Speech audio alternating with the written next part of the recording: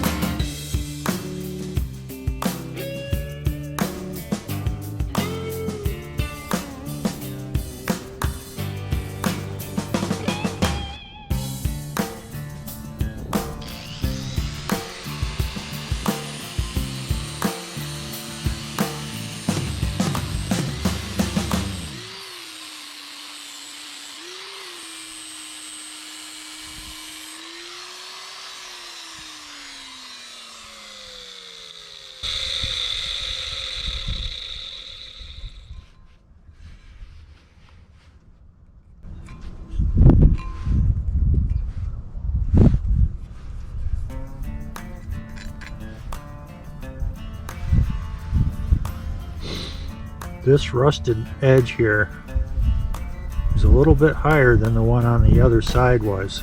It's going to take more work to get this flat. The outer edge is okay. This inner edge actually is going to need some material removed here.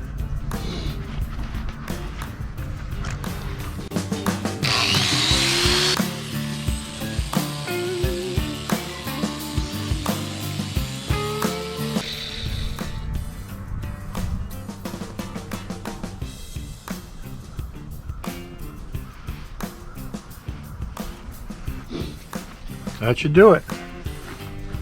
So these braking surfaces on this rotor are probably too smooth. They're glazed over. So I'm going to run a palm sander over it to try to break up that glaze a bit.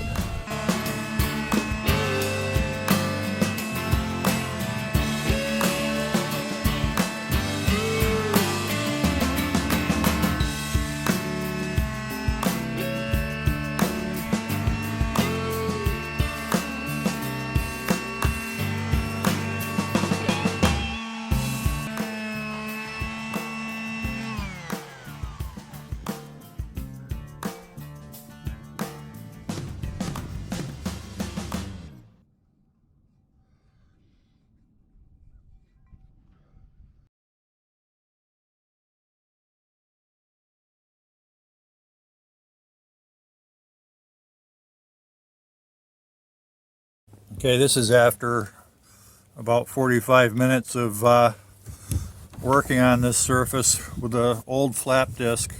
There's not much grit left on it, which I intentionally kept it that way. I didn't put a new disc on here because I didn't want to remove material from the braking surface.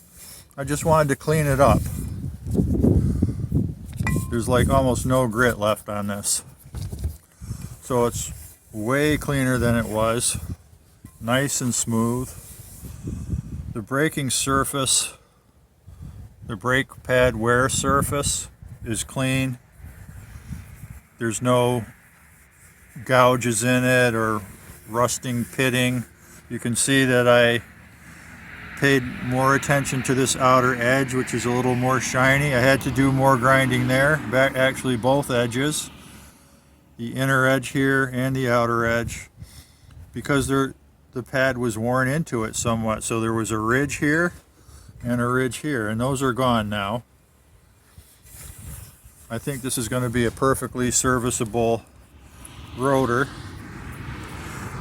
and I'm just going to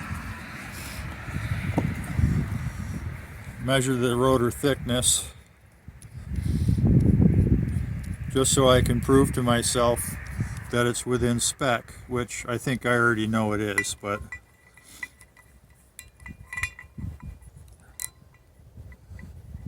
because the manufacturer of these, actually on rockauto.com where I bought it, you can find a link where the manufacturer of these shows the specifications.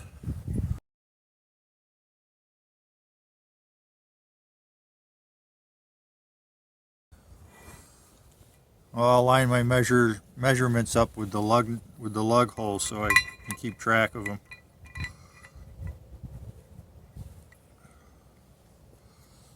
It's too tight. Okay, so that's 944.5.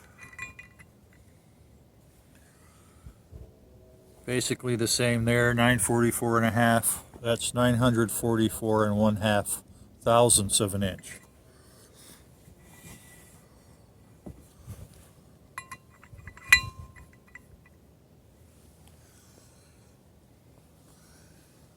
Yeah, 944.5. This is not a high-end micrometer, 944.5, but it should tell me if I'm out more than a thousandths or something like that.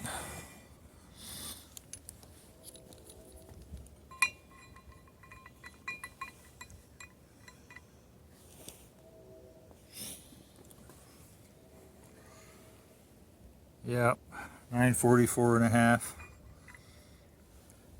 There's a little variability. It's like 944, and this is almost a half. And in here, yeah, it was almost a half thou.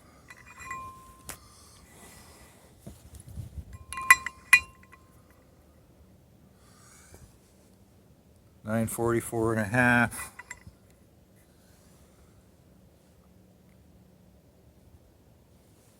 That one's interesting.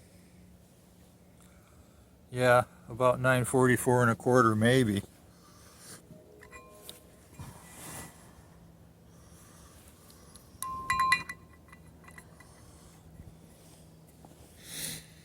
I'm just making sure that it's in the frame.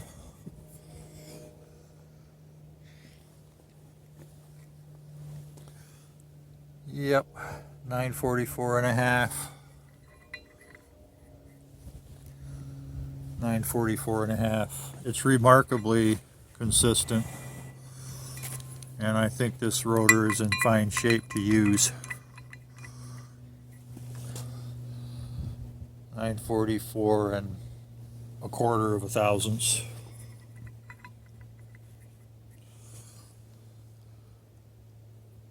$944.25 thousandths.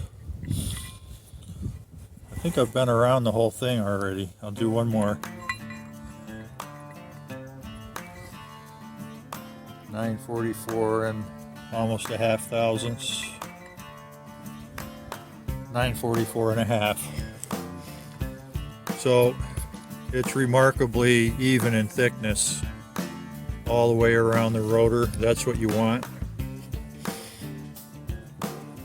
And here in the casting, it says min thickness 22.0 millimeters. I believe that's 866 thousandths.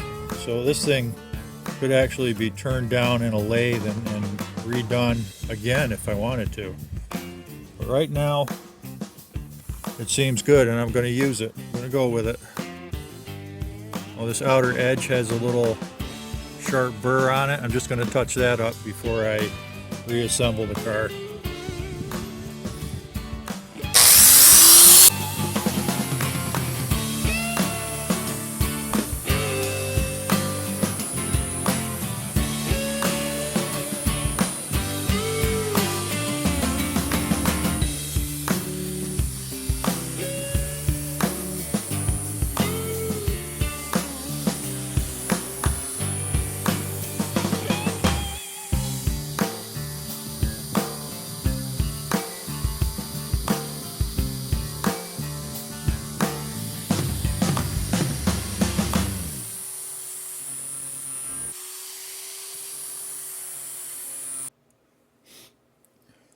So before I did anything at all on this job, I actually ordered new disc rotors and pads, of course, because I didn't know if I would be able to use the existing rotors. Well, I don't know if you can tell, but these have a zinc coating on them to prevent rust. So I want to show you what they look like new. They're really a beautiful rotor. The coating on them is amazing. And now I know that they hold up really well. I mean, after 2 full years, this is what I have. With just a little cleanup. Normally in the Northeast here, they'd be they'd be heavily rusted and probably need to be replaced maybe. But so these are these beautiful rotors, which I'm a big fan of now.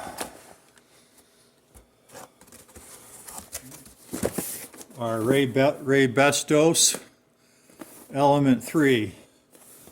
Long-lasting rust protection, original equipment, match precision and performance. Protection, oh, that's another language. Coated rotors. Basically, they have a really precision applied zinc coating. Look at that. They almost don't look real when you take them out of the box.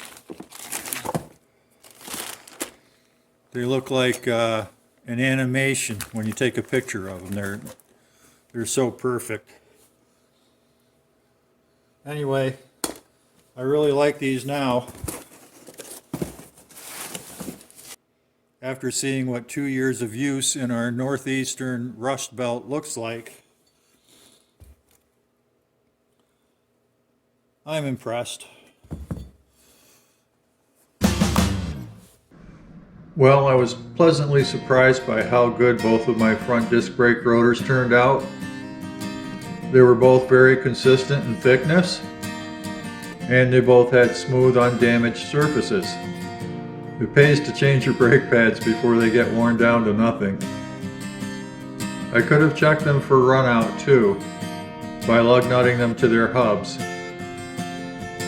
and manually spinning them around with a dial indicator riding the brake surface. But as it turned out, that wasn't necessary. There's no vibration in my front brakes at all now.